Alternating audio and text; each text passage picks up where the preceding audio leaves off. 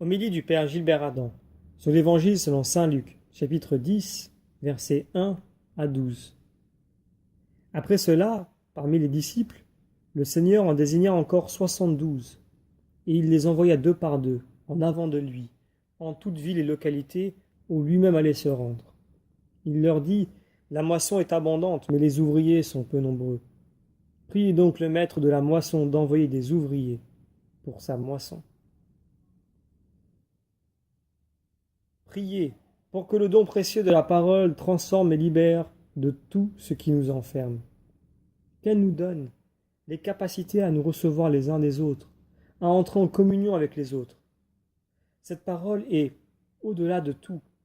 Elle est avant tout. Il n'est besoin que de la recevoir. La demande de Jésus à ses disciples est qu'ils préparent cette annonce en disant par leur vie que le royaume de Dieu est tout proche. La bonne nouvelle de Dieu présent et aimant nous bouleverse.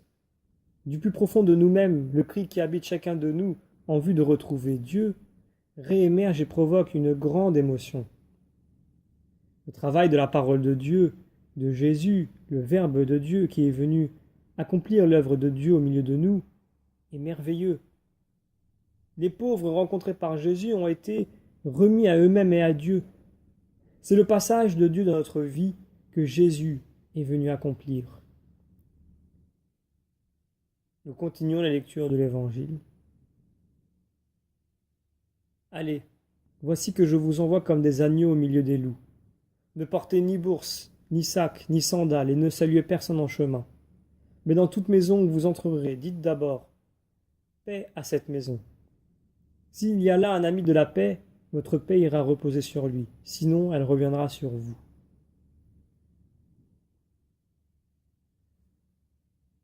La paix est le nom de Jésus. Par sa passion et sa résurrection, elle est donnée à tous. Nous voulons cultiver cette paix en nous, être attentifs à ce que rien ne soit obstacle à son accueil.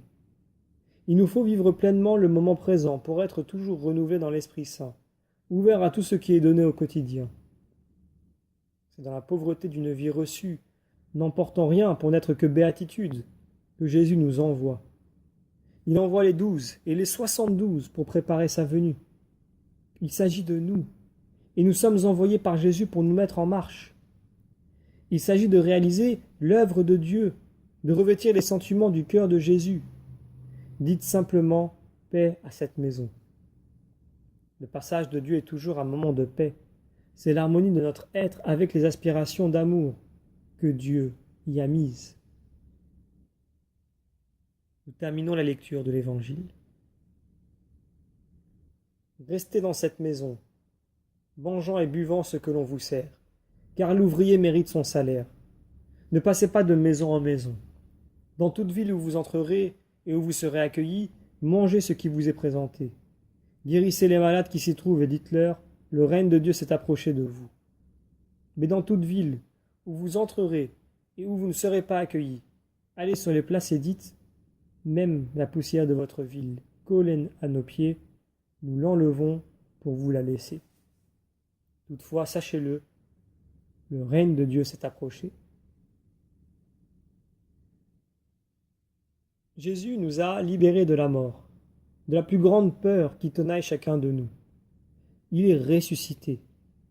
En entendant ces paroles, à un moment privilégié de notre conversion, nous sommes semblables aux fidèles de la première génération. Nous revenons à la source. Cheminant dans la souffrance et la détresse, nous avons vitalement besoin de l'Eucharistie pour demeurer dans la présence de Jésus qui nous sauve. Dans sa résurrection, humblement, à qui le voulait bien, Jésus est apparu dans la même humilité et la même douceur qu'à Noël. Il est venu, il a souffert, il est mort, il est vivant, il reviendra. L'affirmation de la résurrection pour nous est déjà notre résurrection. Elle prend corps dans la résurrection de Jésus. Nous demandons la grâce de communier chaque jour au mystère du Christ pour annoncer le feu de l'amour de Dieu au monde.